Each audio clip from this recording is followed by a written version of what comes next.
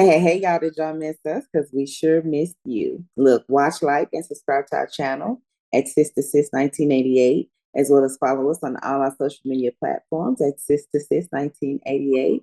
We're coming back with you for episode 2 with again Dr. Jessica Edwards joining us from Brooklyn. But I'm Jamie. I'm Latoya. And I'm Calandra. Okay, and Dr. Edwards, so my next question would be, so how do you navigate the balance between ambition, cultivating meaning relationships, like with all your titles? I'm not gonna try to name all of them, but you're a wife, you're a mother, you're a CEO, all of those titles, how are you able to distinguish? I think that's been something. I think when I first started residency, I would get home. That was like, first time my husband and I like lived together because we got married right before I started.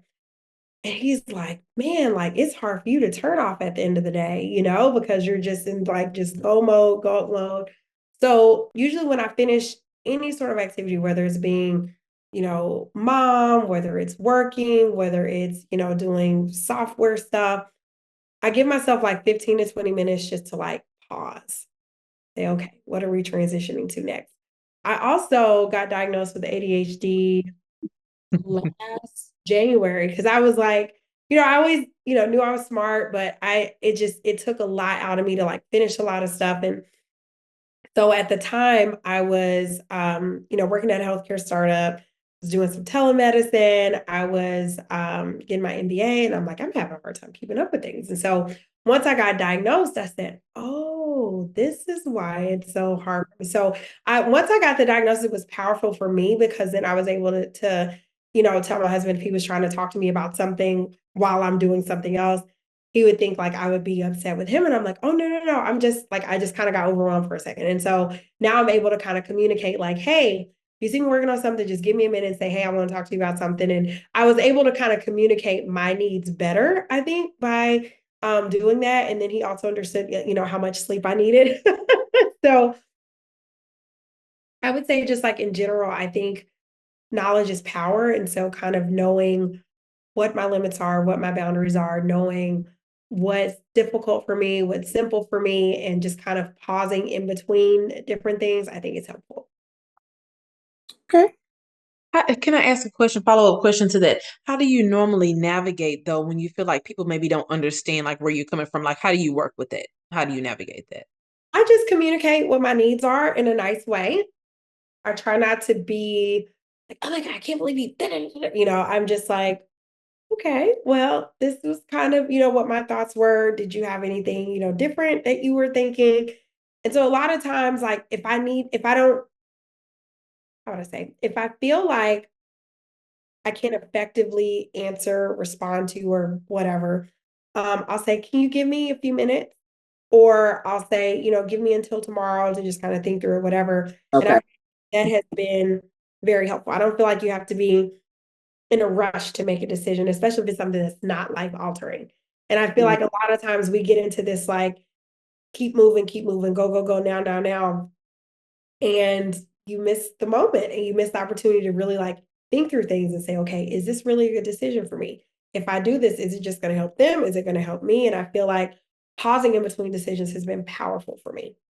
But do you ever get into those situations where you feel like that people maybe don't understand what you're dealing with, because they're not on your level or they're not I don't expect in them your to shoes? care. I Okay. don't expect them to care. And that's one of Okay. the things that, Okay. I mean, because it's one of those things like I feel like a lot of times as women we like overshare. We're like, oh my gosh, the reason I wasn't able to do this today was because of, blah, blah, blah, blah, blah. People are like, yeah, whatever. Like they don't care. Mm-hmm. Right. Literally don't care. So now I just say like, hey, this is where I'm at. This is where you are. Like, how do we meet in the middle? Is it possible? Is it not? There's a really good book called Getting to Yes about Mm. negotiations. And that's the Okay. book I use because a lot of times people are like really surprised at how I'm able to make deals with people that they were like, oh my God, I can't believe I work with this person. They're this. And I'm like, no, we just came to an understanding and we met in the middle and we made it happen. And I feel like being data driven and not emotion driven has really changed the way that I operate as an entrepreneur because now it could be you could be the nicest person in the world if you're not delivering, we're not moving forward. Okay. I guess I was asking honestly personally, because that's one of the things that I normally struggle with a lot of the times, because I feel like people don't really understand and connect with where I'm coming from. I'm not a wife. I am newly engaged, but I'm not a wife.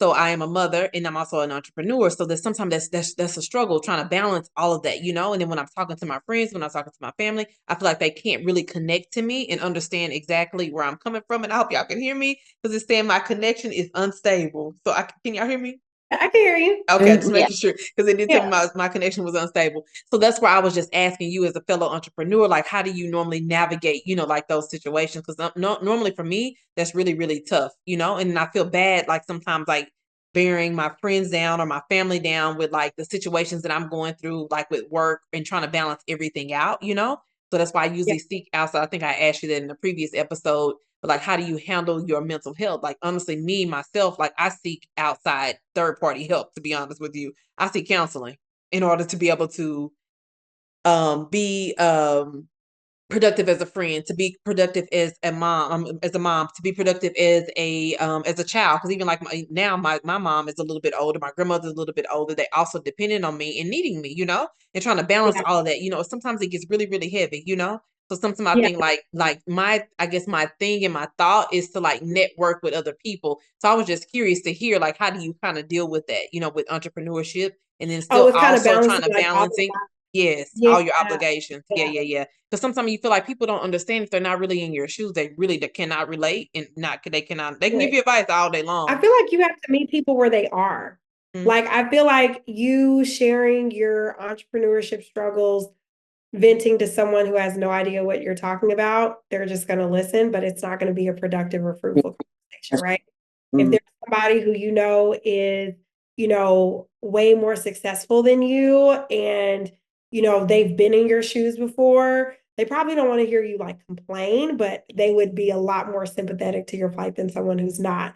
When it comes to thinking about how I interact with my family, I usually will like lean on to my husband with that. And I try to, how would I say, I try to make sure that I'm sharing information with people that need to know the information and not just like blabber mouthing to everybody. Okay. Because I feel like a lot of times, we lean on, our best friends, we lean on our parents, we lean on different people, and they may not be the people who can actually help us. So really when I'm stepping outside of like myself, my core unit, to kind of like seek advice or try to balance, this person's, event and this person's event, I know I can't show up to everyone. And so I use my compass of myself and my priority are number one. So if it's gonna kill me to make it for this person, I'm just gonna be honest with them and tell them like I just don't have it in me to do today. Or I just can't do that. It's like if they don't understand that, that means they weren't really messing with me anyway. And they just wanted me to come because Mhm. anybody who's a real friend is gonna be like, you know what, I totally understand. Like, I mean, obviously if it's like a wedding or something, like you can't you can't, miss that birthday, but like, but if it's something, if they don't understand that, then that means you don't understand me and we may not be able to move forward in the way that I initially thought we would be able to. But I think our situation is unique with me and Calandra. Throughout the years, as she's ran her business and I ran mine, I've kind of piggybacked and listened to her on things that give her insight. She give me insight. So to me, it's been like a unique situation. Kind of listening to her, things that she's going through, the personalities that she's, the different personalities that you deal with when you are an entrepreneur. People's beliefs, people's work ethic. When you are a go-getter and you are a stumper and you meet these people that's kind of just like, yeah, it's kind of like, come on. It's like you want to wring their neck. So it's like with my best friend, it's like sometimes I think about it and it's like, and I think about when I'm creating something or putting a new idea together, it might be something that throughout the years that she's run her business, she might have been in that situation and I might have the answer for it. So I think for me and her, it's been kind of unique. And hopefully sometimes if I give her advice, it's worked in her in some favors, but it hasn't been so far where I felt like where you were saying about the competition, like I felt like that has been my blessing. Yeah, That, and that's a beautiful thing. And saying, but that's why it's important to have people around you that understand where you're going through, especially in entrepreneurship journey. And it's identifying the signs, right? Because if somebody is not really like sympathetic to what you're going on, and the only time that they call you is when they want advice, and when you call them, they don't answer, it's not a symbiotic relationship, right? And so I think it's evaluating every single relationship to figure out, okay, where is this person? Where am I? Do we meet here? If we don't meet here, okay, what is the value of their relationship? Okay, this is my mom. Okay, I can't, not talk to mom, like whatever. But if it's somebody and you notice like these patterns, you notice these behaviors where it's all about them when they call you, all that sort of stuff, it's not worth it to try to maintain that. And so for me, I have no problems with anyone, but I always prioritize what my priorities are first. And anyone who's around me, if you understand it, great. Like my friends, they'll call me and I won't answer the phone. And then they'll like, because I'll be like with a patient or something. And then if I forget to get back with them, they'll text me like, girl, I called you. And I'll be like, okay. And then like, I think on my birthday, I didn't do anything on my birthday. Me and my husband just like relaxed at home together. I was like, didn't look at the phone, the computer. It was just great. So she like called me. I didn't answer. And then like the next day she like called me on social media. It was like, answer. She tagged me. It was like, answer the phone. You're in trouble. Right. Like, she called me up, but she didn't get an attitude because she already knew I was probably in my own world at that time. And I think that's the beauty of really being picky about those who you let into every single piece of your life. And I feel like I've learned to have different people for different things. Like I have, friends if I want to turn up with, those are the ones I call. If I want to kick back, I've got ones, who I do that with. If it's conference BFF, I do that. And so I try to put things in buckets, I guess, a little bit more. Okay. Well, moving along. So I know you mentioned that you have a child that's actually on the autism spectrum. Like, how do you balance that with also being a wife and then also trying to balance out entrepreneurship as well? I think the boundaries is important. Like I remember when my son was first diagnosed with autism, I had a family member who was making some really ignorant comments. And I just, I kind of heard what they said. I corrected them once or twice. And then finally I was just like, you know what? Let me tell you something. I was like, I hope, I don't mean any disrespect, but he can hear everything that you're saying. Just because he can't talk, he can hear everything that you're saying. And I said, so when you get older and you wonder why he does not mess with you, and you're like, hey, Franklin, come in, because he remembers what you said.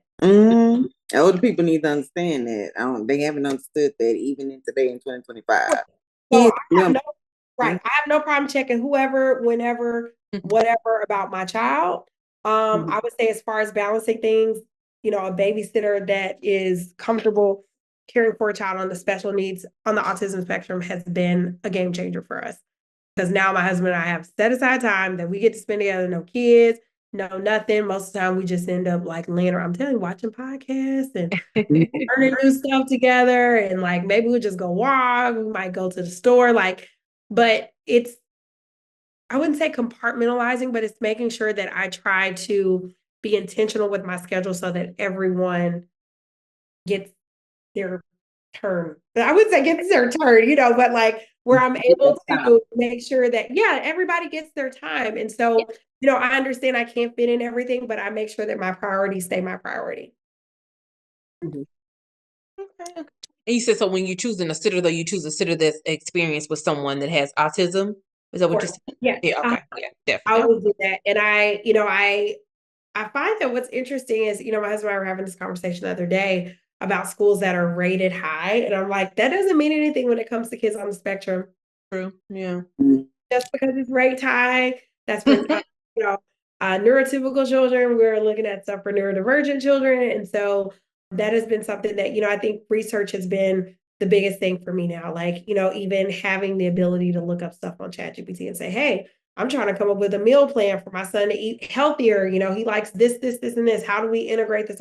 Like, I mean, it's been great. And I think also community in parents groups has been awesome for me as well, because sometimes it just feels good to see somebody also vent. You're like, oh, I guess I don't have it that bad. Thank you, Jesus. I'm thankful. I'm thankful. And, you just kind of, move on with that. So those would be the things that I would say help me as far as support and, yeah, not being afraid to check nobody at any point about my child. All right, I hear that one. Amen. What Yes. routines help you stay focused and grounded in the middle of all of your responsibilities? Starting my day with gratitude, Okay. enough sleep, Mm-hmm. prioritizing exercise, prioritizing working when I am at my best. Like, you'll never see me with early office hours. I hate early office hours. Not a morning person. I probably don't even really wake up, like, I might be up like when I was like a resident, but I really don't like wake up to about 9, like my mind where it's just like, all right. Okay. So, but I work till late. So I do things at times that make sense.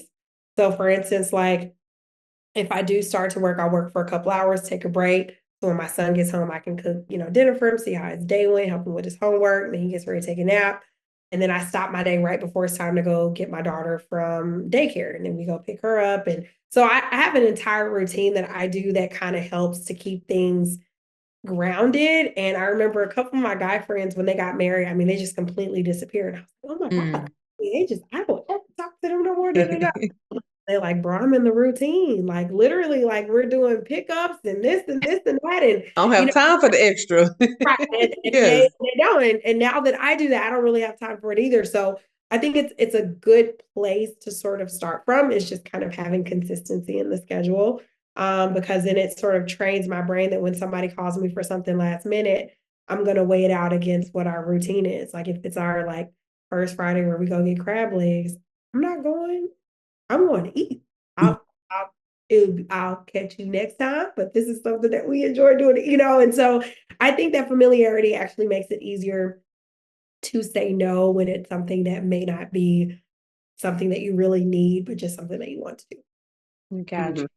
I think sleep and exercise is something I have just really learned to make priority on my spectrum, to be honest. Like those are two very important things, like to be honest. Like me, I was like, oh yeah, I can get sleep later, you know? Yeah, I'll sleep a couple hours. No, it's important to get that sleep. Very, yeah. And when you can, and I'm unfortunately when I got something on my mind, especially if I call it my notebook. If I'm in my notebook and I'm writing notes, I have a hard time going to sleep. I just do, especially on my work night. My brain is working and I'm coming up with new things. I'm gonna try this. Let me try this tomorrow and see how it works. Let me try this ad. Or let me try this. I'm always making up what do you call them? Call scripts. I got like 20 of them. My mind is constantly going. So sleep, I get it, but sometimes it chops in. If I think of something, I'll wake up and sometimes I write it down. Yeah, one of the things that I tell a lot of my patients and some of the things that I do is that I have a really good eye cover with a Bluetooth speaker in it. And so literally like it covers up my entire face. It's got speakers. And I either listen to an audiobook, there's an app called Aura with different like meditation things on it. And so it like forces my brain to turn off. And so my sleep, even if I get less sleep, the sleep is better because it was actually like full REM sleep. And I would say that, it's great to make phone notes. I know that's so old school, but my You said dad you make phone notes? like where Okay. you record notes to yourself on your phone. Okay. Mm-hmm, Instead of sitting there Oh, actually visibly looking at the phone, you mm-hmm. could like record something and say like, "Hey, today is da da da da da time," Yeah. And make and a note. Okay. Okay. that's one of the things that I I've do. tried the Aura app before. What did you think? Did you like it? I do. I do. Like you say, it has like a little quiet, little Yep. soothing sounds Yep. and all of that. Yeah. I feel like you have to have it with the eye cover because if I'm you're gonna like try that. looking around, it doesn't work. Now that I've Okay. started with the eye cover, I get much better sleep, even if Yeah, it's I was just gonna ask about. I was gonna say, tell me more because I've never even heard of the Aura app. So you said it covers your eyes, and then you have a Bluetooth in your ear. no. So it's like it's in my bathroom, but it's an eye cover that has Bluetooth speakers on both sides. So you Okay. can Mm-hmm. connect it to your phone and then play Mm-hmm. the Okay. uh, Okay. But see, when I use those things on my eyes, they make my eyes water off. I have to take it off for some reason. It depends on what the material is. The one that I have, I think it's like a felt thing, and it also covers up this part also because a lot of them they're like this Mhm. almost. So it's kind of weird. This one actually has a bend in the nose so that it doesn't feel uncomfortable and it doesn't irritate your eyes. Mm, okay. Do you want me to go find my? It's right next door. You want me to go get it? Sure. You can get it. You can get it for us at the end. It's okay. Yeah. Why is representation, especially of a Black woman in healthcare and media, so critical today? I think it's so critical because so many people don't value us as Black women. I was just watching a show called, I guess, Invisible on Netflix. Mm. Um, or is it under? I forgot.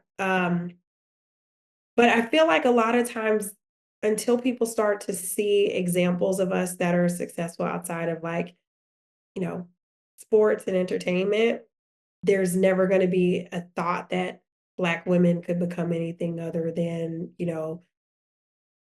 just somebody who works for somebody else, right? Like, and I think that representation and seeing our stories told, people like Shonda Rhimes, Issa Rae, in the entertainment industry, they're coming back and they're like, we're telling our stories of, Black women. Yeah, and it's just, I think it's a beautiful thing across like segments of businesses, right? Because there's more and more of us going into tech. There, like the number of doctors going into medicine is almost like at a standstill now. Mhm. And there is like a shortage of RNs because a lot of RNs are going to become nurse practitioners, et cetera. And so I think that is going to be crucial for people to see examples. And I think that it's been a beautiful thing seeing so many more Black women in general go into nursing and medicine and law and tech and finance and things like that because they saw someone else who did it. So I think that representation matters because when people see an example, then they know it can be them. Seeing my dad Right. inspired. When my dad saw the Black doctor that traveled to their house to take care of them when they were sick because he, couldn't be on staff at the local hospital because he was Black, that changed everything for him. And so it's like those examples totally matter. Yeah, it paves the way for everybody that's looking behind us. True. Mhm. Yeah. All righty. So tell us about your new podcast, and I hope I don't butcher this name. Taking ground in your role in making a brand. What message are you hoping to send through others through this platform? Yeah. So with my Taking Ground podcast, I really want to start to discuss the intersection between health and everything, right? Like thinking about how do we start like having these conversations with computer developers and people that are doing amazing things who may not be getting mainstream media attention, right? And giving people a platform to just say, you know what, I'm doing something out of the ordinary. I want to tell the world about it. And I think that's a beautiful thing. Secondly, making a brand is super cool. Like I said, my best friend is Brandon T. Jackson. And so he's got this show where it's like Shark Tank meets Wild 'N Out. And he and I actually met through the show and I applied to be on the show. And he's like, oh, no, you're going to be a judge. Next thing you know, I'm executive producer of season 1, which is coming out soon on Tubi, Apple TV, and Amazon Prime. And so really it gives entrepreneurs an opportunity to, meet a panel of judges, obviously has like a comedic relief in it too, but to really kind of tell their story. And it's, like I said, it's a mix of comedy and actual real businesses. And we actually give prizes away, like, they don't win money, but they'll win like, marketing dollars through making a brand, the marketing side. So it's really cool. I think that visibility and exposure is everything.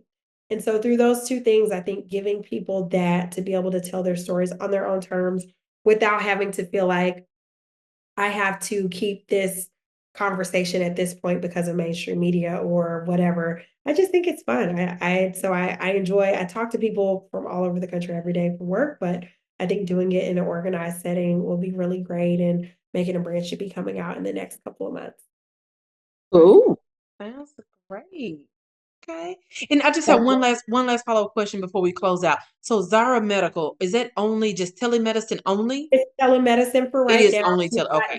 So we're telemedicine right now, but I'm licensed in 26 states, and Okay, that's amazing. I see patients evenings, weekends, during the day, and we usually always have same day availability, same day, next day availability. And I do primary care, so I take care of a lot of patients all over the country who travel for work, those who, are teachers, doctors, nurses, who just can't always get away to have primary care. But through my companies, our medical, we're creating a telehealth fellowship for newer doctors that are coming out, and we're going to pay for them to get their MBA as well, because I think there need to be more doctors who understand business.